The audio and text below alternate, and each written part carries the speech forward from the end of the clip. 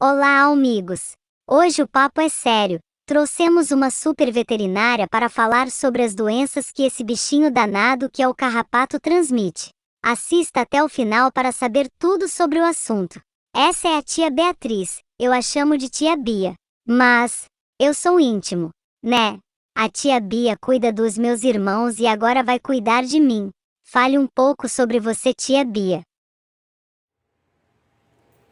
Olá, Teseu! Olá, galerinha! E aí, tudo beleza? Então, eu sou médica veterinária, formada em 2014, tenho uma pós-graduação em clínica médica e cirúrgica de pequenos animais e estou para começar uma outra pós, mas é surpresa e eu só vou contar quando o Teseu me chamar para o próximo Vida, o que eu espero que ele me chame, viu?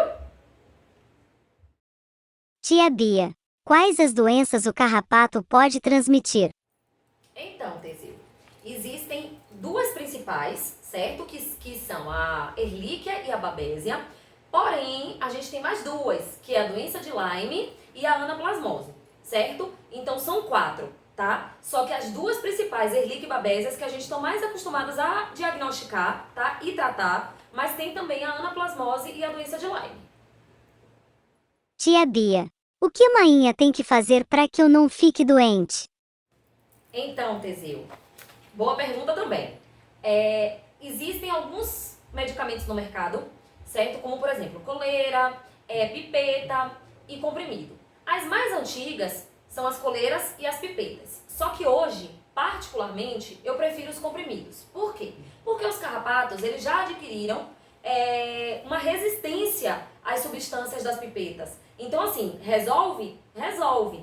Mas, como a gente vive um clima quente, que é onde o carrapato está mais acostumado a se desenvolver, né? Então, o melhor hoje é o comprimido. Fora que, assim, você para colocar a pipeta, por exemplo, tem que esperar, por exemplo, o animal tá sujo em algumas delas para poder colocar. Aí, às vezes, você tem dois animais, um lambe o outro, corre o risco de contaminação, né? De intoxicação. Então, assim, o comprimido, normalmente eles são palatáveis, ou seja, são fáceis de ser aceitos pelos animais.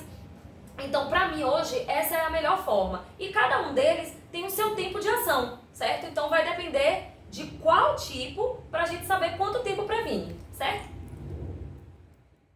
Tia Bia, se eu ficar doente eu posso deixar meu irmão Gohan doente também?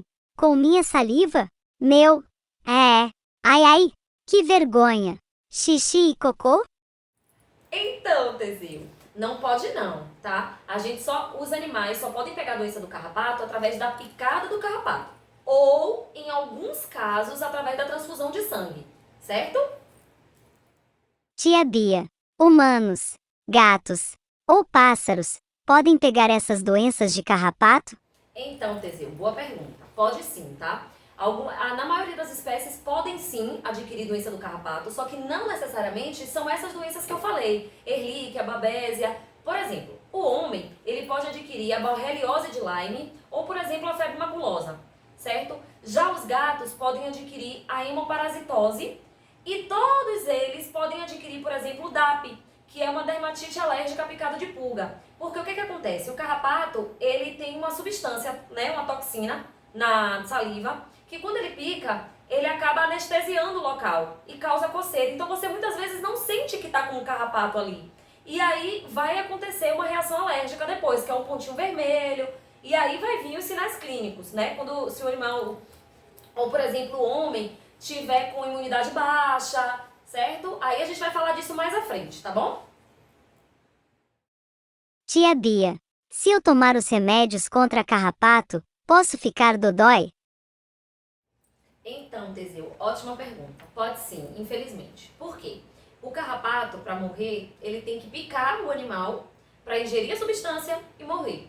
Mas não deixa de ser ainda a melhor forma de prevenção, certo? O que acontece? A gente tem algumas escolhas no mercado, tá? Como, por exemplo, coleira, pipetas e comprimidos. Eu, particularmente, hoje, prefiro os comprimidos. Por quê? Porque como a gente antes usava muito pipeta, acabaram que os carrapatos adquiriram resistência às substâncias. Então, hoje, a melhor forma é o comprimido. Fora que Os comprimidos, eles ainda fazem o controle do ambiente. Se for um ambiente que não esteja infestado de carrapato, ele consegue ajudar a controlar. Se não, a gente tem que usar outras formas de limpeza para fazer essa prevenção também, tá? E tem um fator agravante. A gente vive num ambiente quente, num clima quente. E o carrapato gosta disso para se reproduzir. Então, grama, parede. Então, assim, a gente tem que lembrar que quando a gente cuida de um animal, a gente tem que cuidar do ambiente. Porque o carrapato, ele passa a maior parte do tempo dele no ambiente do que no animal. Você sabia disso? Então, por exemplo, ele vai para o animal para se alimentar, mas ele vive mais no ambiente. Teto, canto de parede. Então, a gente tem que se preocupar com isso. É por isso que muitas vezes a gente não consegue controlar. Então, os tutores, eles vêm pra gente dizendo, mas eu dei um remédio, mas às vezes o ambiente está muito contaminado. E aí a gente não conseguiu ter esse controle do ambiente, consequentemente, não vai ter o controle do animal. Tia Bia, quanto tempo depois de eu ser picado pelo carrapato eu posso ficar dodói? Pronto, Teseu. Ótimo. Vamos lá. Normalmente é de 1 a 3 semanas após a picada. Só que na clínica não acontece necessariamente dessa forma, tá? A gente pode pegar animal com sistema imunológico bom, que às vezes vai manifestar sintoma depois de 1 ano, até 1 ano. Depende de como esse animal esteja com o seu sistema imunológico, né? Um animal, por exemplo, que se alimenta bem, come uma boa ração, que faz a prevenção, que vive num ambiente tranquilo, sem grama, ou que não sai muito de casa, que usa medicamentos para limpar a casa. Esse animal, ele pode vir a manifestar essa doença. Por exemplo, tomou uma vacina baixa imunidade. E aí ele pode, depois de 1 ano, sem ter tido apresentado carrapato nenhum, só apresentou 1 ano atrás, ele pode manifestar a doença sim. Mas o tempo médio é de 1 a 3 semanas, tá? Nossa, que incrível! Então, se eu estiver bem alimentado, saudável e feliz, pode demorar mais para ficar dodói. Que é importante dar uma boa alimentação, é importante manter vacinado, é importante manter vermifugado, é importante manter uma boa comida, um ambiente sempre limpo, porque você vai evitar com que esse sistema imunológico fique ruim e caso seja picado pelo carrapato e esse carrapato esteja contaminado, vai sim demorar mais ou pode até a não vir manifestar sintomas, tá? Ei, amigos! Acho que essa boa notícia já merece um joinha, né? Tia Bia, diz pra gente, quais os principais sintomas? Então, Teseu, os principais sintomas, eles vão desde os mais simples, que podem ser confundidos com várias doenças, até os mais complexos, que são mais específicos das próprias doenças do carrapato. Então, a gente pode ter vômito, a gente pode ter diarreia, a gente pode ter apatia, né? O animal fica mais prostradinho, quietinho no canto. A gente pode ter anorexia, que é falta de apetite, certo? Aí a gente vai para as coisas mais específicas. Uma mucosa mais pálida, a gente pode ter, que é branca, tá? Mucosa pálida é branca. A gente pode ter, por exemplo, petequias pelo corpo, que são pontinhos vermelhos pelo corpo. Esse animal pode parar de andar dos membros traseiros. A gente pode ter uveíte, que normalmente acomete os 2 olhos, que é o azulamento do olho, certo? Que pode levar à cegueira, tá certo? Então, assim, vai desde os mais simples, que pode ser confundida com outras doenças, até os mais complexos e específicos. Por exemplo, eu esqueci de falar uma coisa importante. Pode ter anemia, aí pode precisar de transfusão de sangue. Então, por isso que é muito bom prevenir, tá certo? Pra gente evitar, porque a doença do carrapato, ela leva a óbito sim, tá certo? E essas doenças do carrapato têm cura? Pronto, Teseu, vamos lá. Ela tem cura sim, tá? Todas elas têm cura. E assim, o tratamento é específico de cada uma, tá? A doença de Lyme, a anaplasmose e a Ehrlichia, eu sei que essas duas são menos comuns, anaplasmose e doença de Lyme, mas elas têm o mesmo tratamento da Ehrlichia, né? Normalmente a gente trata com um antibiótico específico, com um protetor de estômago, aí a gente trata com outras medicações de acordo com os sintomas. Por exemplo, tá tendo diarreia, a gente vai usar probiótico. Tá tendo anemia, a gente vai usar um remédio para anemia. Então vai assim, tá inapetente, a gente vai usar um remédio para estimular o apetite. Então tudo de acordo com essa daí que é Ehrlichia, anaplasmose e doença de Lyme, tá? Elas têm esse tratamento com esse antibiótico, tá? E se for a babésia, aí já é um outro tratamento. É um tratamento que normalmente é a aplicação de um medicamento que é feito na clínica, não pode ser feito por ninguém em casa, né? Porque, por exemplo, a Ehrlichia a gente prescreve pra vocês, tá? E aí pros papais de vocês. E aí o que acontece? Vocês, os pais, usam em casa, tá? Agora, a babésia já é diferente. A gente faz uma aplicação no consultório e depois de 15 dias a gente faz uma nova aplicação, certo? Então, é como se fosse um quimioterápico, esse tratamento da babésia. Então, ele tem alguns sinais de reação, que pode apresentar em alguns animais e outros não. Eu, particularmente, só vi em um paciente, tá? Mas, assim, tem como reverter, tá certo? Por isso que, normalmente, quando a gente faz o uso para tratar a babésia, a gente deixa com a gente o animal na clínica, tá certo? Por 1, 2 horas, às vezes coloca no soro, né? Porque aí o soro vai fazendo como se fosse assim, uma lavagem, tá? Pra gente evitar que caso esse animal tenha alguma reação, a gente já possa intervir imediatamente, tá? E antes de aplicar esse medicamento para babésia, a gente faz a aplicação de um outro medicamento para minimizar os sintomas do medicamento específico para babésia, tá certo? Então eu sempre digo, tem suspeita de doença do carrapato ou de qualquer outra doença, leva pra gente, tá? Porque assim, a gente evita que vocês usem outras drogas que não são adequadas, tá? Possa causar resistência ao animal e quando chega pra gente, às vezes chega num estado muito grave, que a gente já às vezes não tem nem como reverter mais.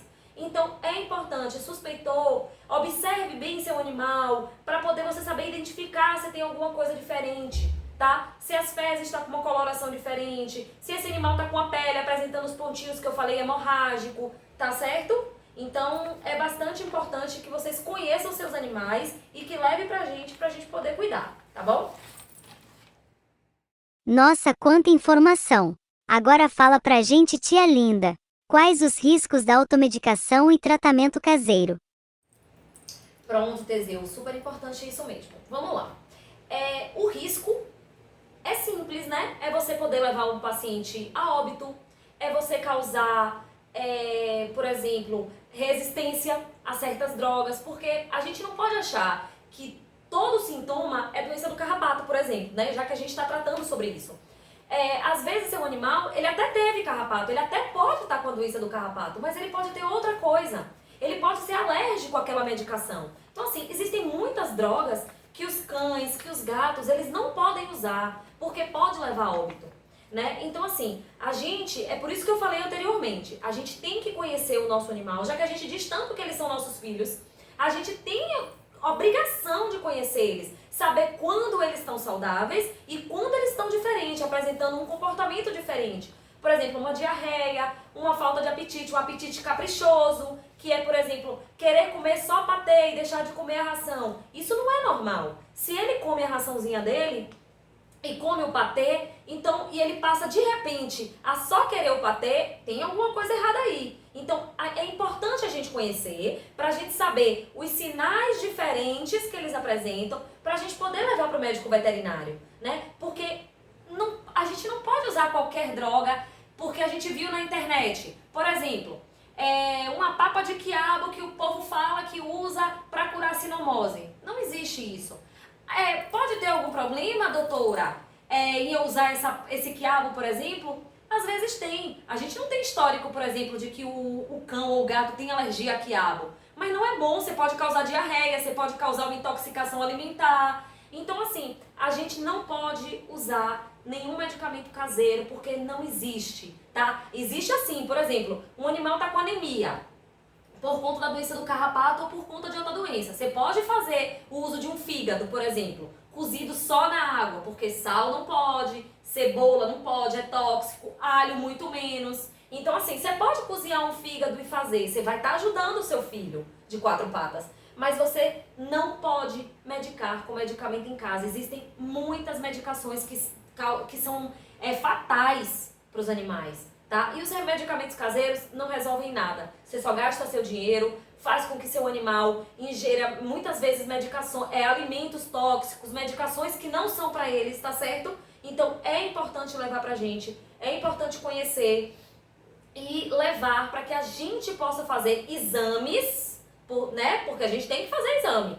E aí chegar a um diagnóstico e tratar corretamente, tá certo?